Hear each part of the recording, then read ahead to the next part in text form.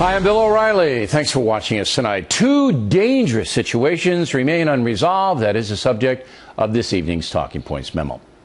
Almost everywhere I went this 4th of July weekend, people stopped me asking why the country's in such a mess. No question if folks are concerned, some of them very angry. In Iraq, this man, the terrorist thug al-Baghdadi, openly threatening America, Jordan, and other countries, saying that his ISIS army will attack. Incredibly, Baghdadi was in U.S. custody, but the Defense Department let him go during the Bush administration. Now he heads up perhaps the most powerful terrorist organization in the world. Another big screw-up in the war on terror. As you may know, the ISIS army is an offshoot of al-Qaeda, now occupying thousands of square miles in Iraq and Syria. It's well-armed, well-funded, wants to kill Americans. Yet, President Obama has done very little to constrain ISIS. In fact, it looks like the president doesn't know what to do. And certainly Baghdadi does not fear the USA. A brutal situation that is about to get much worse. But even more upsetting to some Americans is the chaos on the southern border. Over the weekend, a Border Patrol agent, Hector Garza, openly criticized the Obama administration. We have a situation right now where federal government is pretty much aiding and abetting and facilitating the smuggling of these individuals, of these illegal aliens. These illegal aliens cross our borders illegally. We apprehend these illegal aliens that pretty much surrender themselves because they know that they're getting a free pass. This is an organized, it's an orchestrated situation. It's orchestrated by the drug cartels, and it's pretty much a rampant abuse of our immigration system. Now, Mr. Garza is a spokesperson for the National Border Patrol Council for the Laredo, Texas sector, and his opinion is echoed by many federal agents we have spoken with. On the state level, Texas Governor Rick Perry, equally blunt. What has to be addressed is the security of the border. You know that, I know that, the President of the United States knows that. I don't believe he particularly cares whether or not the border of the United States is secure. President Obama is traveling to Texas this week, but is not going to the border. That strikes talking points as very strange, yet Henry will have a report in just a few moments. The president has made a few statements about the border meltdown, but not many, perhaps because the stats are so grim. In this fiscal year, about 300,000 undocumented aliens are expected to be apprehended by the Border Patrol. That includes more than 50,000 children, an average of 200 kids per day. That's a 99% increase from fiscal year 2013 and does not even account for those illegals who elude the Border Patrol. So far on President Obama's watch, more than 2 million illegal aliens have been apprehended by federal authorities. About half were deported until this year when deportation slowed down. That has led to bitterness on the part of some Americans directly impacted by illegal immigration. Just a few moments, we'll talk with the mayor of Murrieta, California, a town in the eye of the storm. On Long Island, where I live, houses are being rented to Hispanic men, dozens of them, dozens, living in a single house, wreaking havoc on the entire neighborhood. And all over the USA, social problems are arising because of the influx of migrants. Again, the Obama administration seems unprepared to deal with the problem.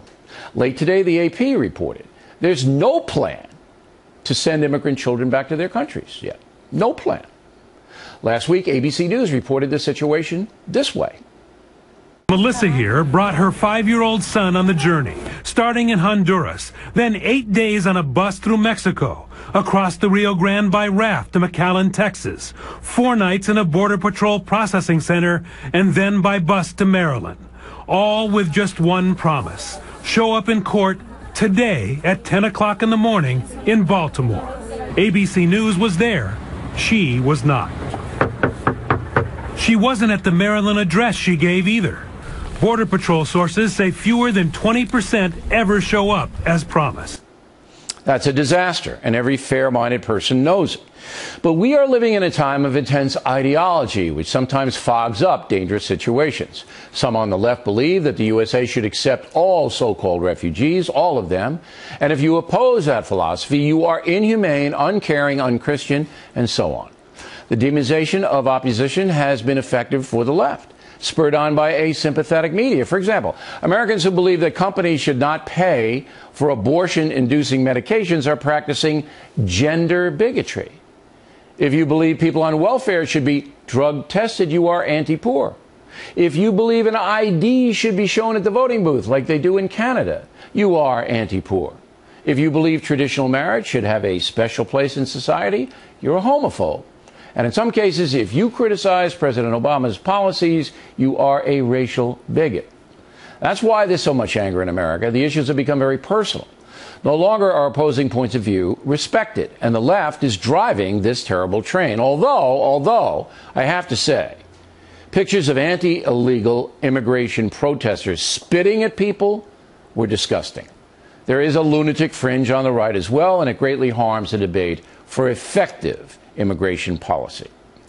The truth is that President Obama has lost control of the process. America is now being threatened by terrorists once again, and the terrorists believe they're winning.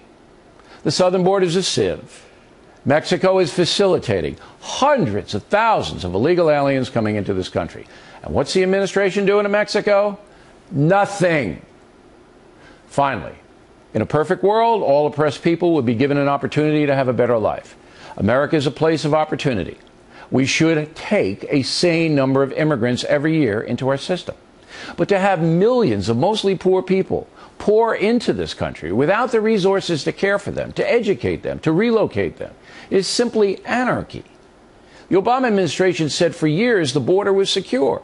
That was the backbone of the proposed immigration reform law. But it's not true, and never has been true. The public was sold a lie. If Americans don't wake up and soon and demand a better performance from their elected officials on all levels, this country will continue to decline. Right now, the president should degrade the ISIS army by using American air power and should move the National Guard to the southern border to stop the madness down there. After that, then Congress should try to solve these awful problems in totality. And that's a memo.